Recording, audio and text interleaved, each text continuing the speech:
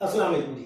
मैं हूं सदीक मलिक और आप देख रहे हैं मेरा YouTube channel Sadiq Malik official. इस वक्त नाजरीन जो सबसे हॉट इशू चल रहा है पाकिस्तान में वो है आमर लियाकत साहब की तीसरी शादी।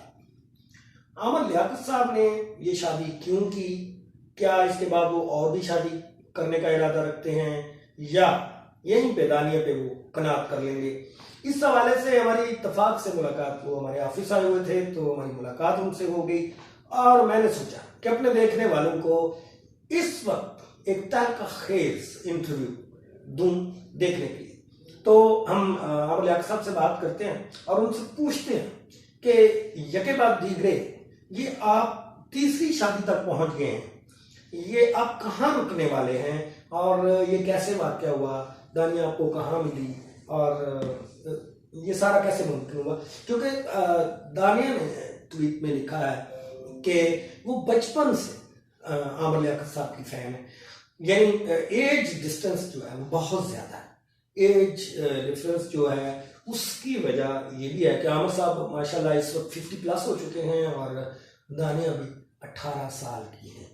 दानिया का ताल्लुक लोधरा से है और आमर लियाकत साहब माशाल्लाह इस वक्त कराची में, तो वो टिकटॉकर है दानिया, तो इस तरह से वो कहीं पहुंच गई हैं आमर लियाकत साहब के पास और आमर लियाकत साहब ने उनसे निकाह कर लिया है और इसका बाकायदा ऐलान भी कर दिया है और आज दानिया ने भी इसकी तस्दीक कर दी है। तो चलिए आमर लियाकत साहब से पूछते हैं कि ये क्या मामला है। जी आमर साहब, आप शर्मिंदा क्यों है सर, क्यों झुकाया हुआ आपने? कोई शादी की है, जुर्म कर बैठे, क्या हुआ? नहीं, मैंने बिल्कुल जुर्म नहीं किया, मैंने शादी की है और मेरे ख्याल में हर नौजवान को शादी करनी चाहिए और पहली शादी वाले को दूसरी का ख्याल करना चाहिए, प्लान करनी चाहिए, दूसरी वाले को तीसरी के लिए और तीसरी वाले को चौथी के लिए। तो अभी मैं दूसरी से तीसरी की तरफ आया हूँ। Very good. यानी नाज़रीन आपने उनसे सुन लिया है कि वो चौथी शादी की तरफ भी जा सकते हैं, लेकिन अभी हम बात करेंगे तीसरी शादी की। तो ये बताइए कि दानिया से शादी करने के बाद पहले जो आपकी वीडियो वो टिकटॉक पे रिलीज हुई उसमें आप थोड़े से ऐसे आंखें चुरा रहे हैं देखने वालों से, क्या आप अभी तक आपने अपनी फैमिली को बताया नहीं था, यानी तूबा को नहीं बताया था? सुने तूबा ने खुला लिया। जी हो सकता है उसने ये वीडियो देख ली हो। उसके बाद आपको पता है एक औरत के जज्बात की आती हैं और खासतौर पर एशियन पाकिस्तानी औरत खासी गाड़ी होती है। कोई बात नहीं, आके मैदान खुला है, माशाल्लाह हमारी बहुत अंडरस्टैंडिंग है तो से दानिया से। हाँ, वो तो लग रहा है दानिया कितनी मतलब कंफर्टेबल फील कर रही हैं। वीडियो में भी देखा है, तस्वीरों में भी देखा है, माशाल्लाह मियां बीवी का ताल्लुक है तो यकीनन वो एक दूसरे से फ्रेंड होगा। इसने चू किया था, मुझे देखा। अच्छा आमर लियाकत साहब, मुझे ये बताइए, ये एक शादी के बाद दूसरी के बाद तीसरी, आपके पास कुछ और काम? माशाल्लाह आपने बहुत बेहतरीन सवाल किया और बात हकीकत की तरफ पहुंची है। बात तो सच है मगर बात है रुसवाई की। मैं बहुत फरागत थी, बहुत टाइम था मेरे पास और टीवी पे भी आजकल मुझे कोई काम करने को नहीं था, तो जाहिर बात है इसमें मैंने सोचा सबसे बेहतरीन काम यही हो सकता है कि शादी की जाए। तो देखिए मैं एकदम से तमाम मीडिया में, पूरी दुनिया में, सोशल मीडिया पे, चैनल्स पे एकदम से दोबारा ये हो गया। देखिए ये कितना बेहतरीन काम किया मैंने। एक तो नेकी का काम भी किया, देखिए एक बच्ची की जिंदगी मैंने बसाई, उसको घर दिया, उसको प्रोटेक्शन दी और साथ में मैंने अपने लिए भी कुछ सारो सामान कर लिया बेहतरी का।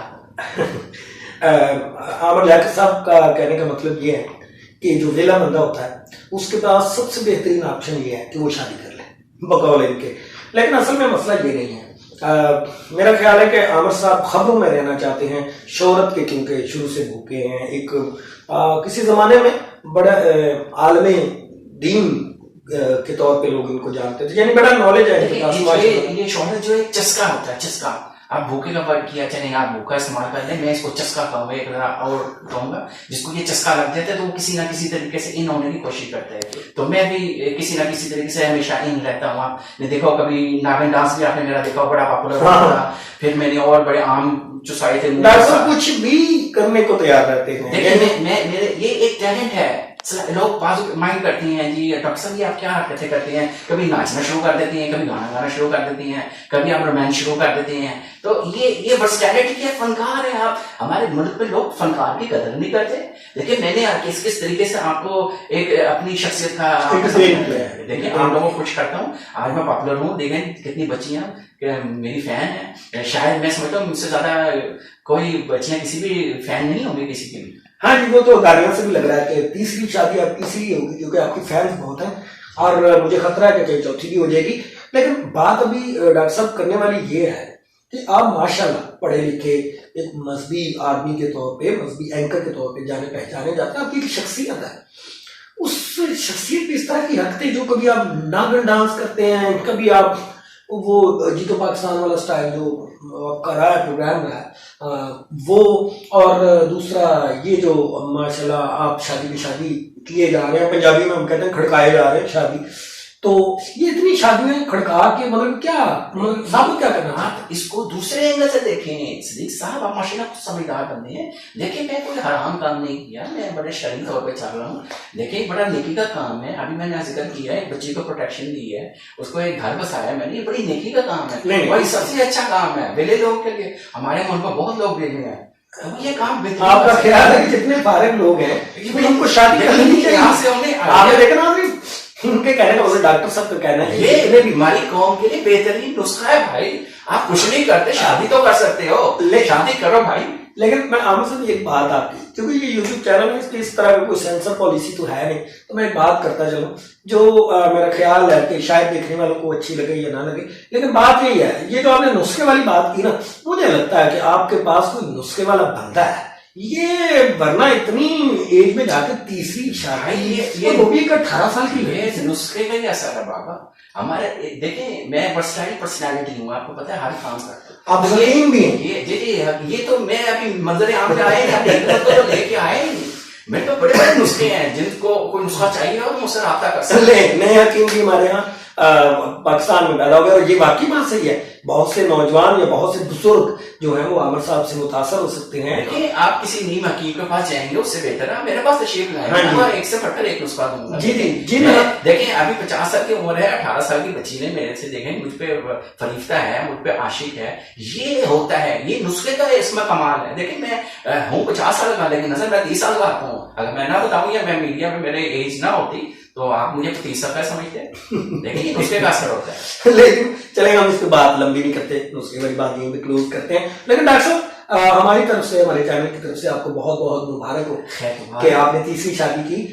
लेकिन यहाँ पे नाज़रीन को एक आखिरी बात बता दें कि क्या आप ये तीसरी तक पहुंच गए, क्या आप सुन्नत रसूल के मुताबिक चौथी करने का इरादा रखते हैं यानी फाइनल का? ये तो बड़ी अच्छी बात की, सुभान अल्लाह, आपकी इस बात पे मैं आपको दाद दूंगा। देखिए जब एक आप नेकी का काम करते हैं तो उसको हद तक पहुंचाना चाहिए, उसको इंतहा तक पहुंचाना चाहिए। अभी मैं दरमियान में हूँ, अभी मेरे पास गुंजाइश है एक शादी की। हाँ अभी एक शादी की गुंजाइश मौजूद है, और दानिया से इतनी अंडरस्टैंडिंग है, अगर दानिया माइंड नहीं करेगी तो हो सकता है उसकी मौजूदगी में उसकी इजाजत अगर नहीं भी होगी। देखें हमें अल्लाह का खौफ होना चाहिए, बेगम का खौफ नहीं होना चाहिए। ये मैंने खौफ कभी, हाँ जी, ये शादियों के मामले में बिल्कुल सही कह रहे हैं कि इनको बेगम का खौफ नहीं, ये अल्लाह के खौफ का जिक्र सिर्फ शादियों के मामले में कर रहे हैं।